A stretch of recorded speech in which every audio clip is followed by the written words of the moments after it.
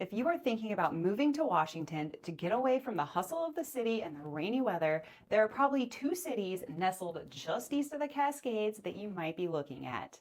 Wenatchee, Washington and Yakima, Washington. They both have a lot in common, so today we're battling out the livability of Yakima versus Wenatchee. Let's get the scoreboards up.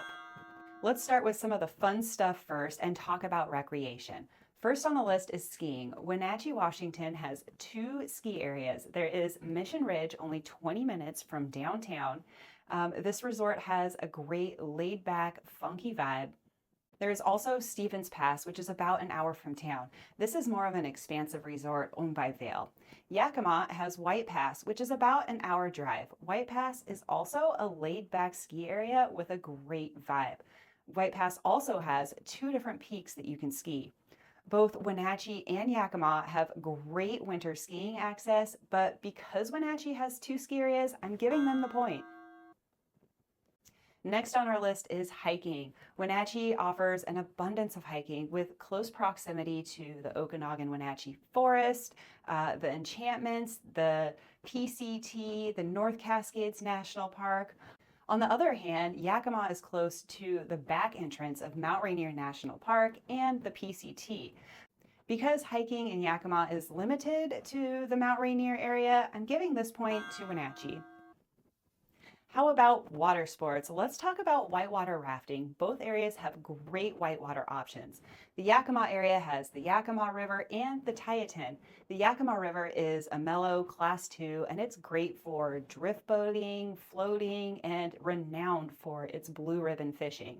The Tieton is a Class 3 and it's a great choice for thrill seekers from the months of April to September.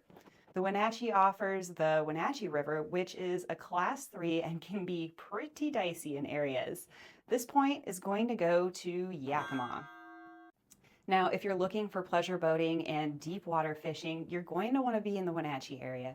The Columbia River that flows through town is dammed in several areas, creating lakes such as Bank Lake and Lake Iniat. I should also mention that Lake Chelan is a quick 45-minute drive away. You can also access the Columbia River from the Yakima area, but you're probably going to be driving an hour to access it. So for pleasure boating, this point is going to Wenatchee. If you're thinking about moving to Central Washington and soaking up the sunshine, there's a good chance golf is on your mind. So let's take a look at the two areas. Take a look here at Yakima. There is no shortage with 7 golf courses in the area, including Apple Tree with the famous Apple Island Green. Although Wenatchee only has 3 golf courses in town, there are multiple others from just a short drive away.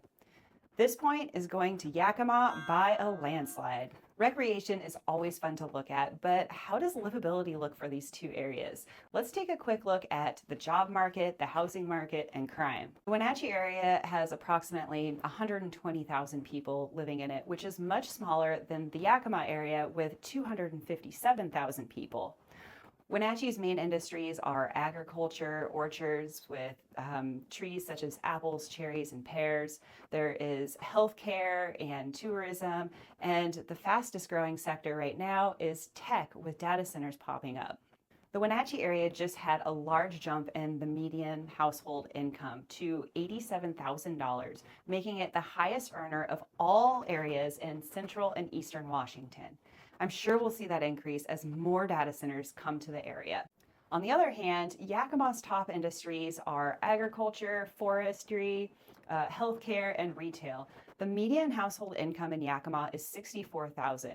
Because of the size of Yakima, I believe there are more jobs available, but they're just not paying as much. Because of this, I'm giving Wenatchee the point.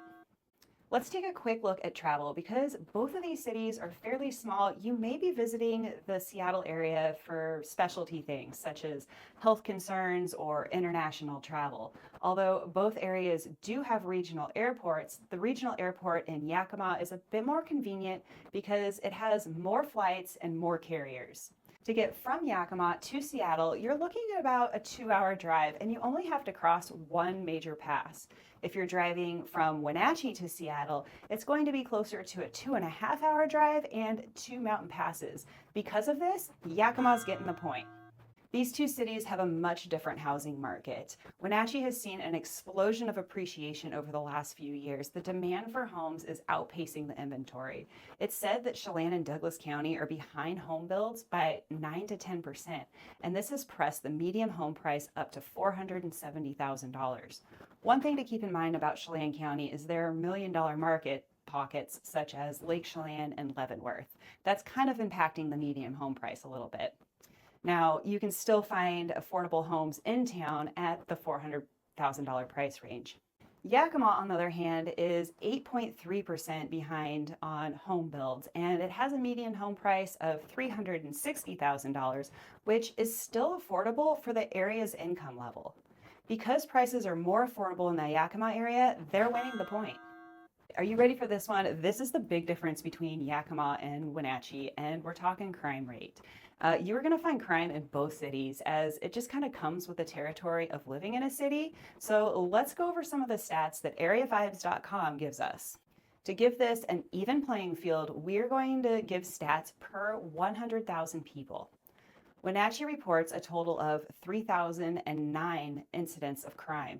And of that, 240 cases are violent crime. To put that in perspective, Washington's state average is 376, and the national average of violent crime is 370. Property crime seems to be the most cases of 2,769 cases. Washington's state average is a little closer to 3,030 cases.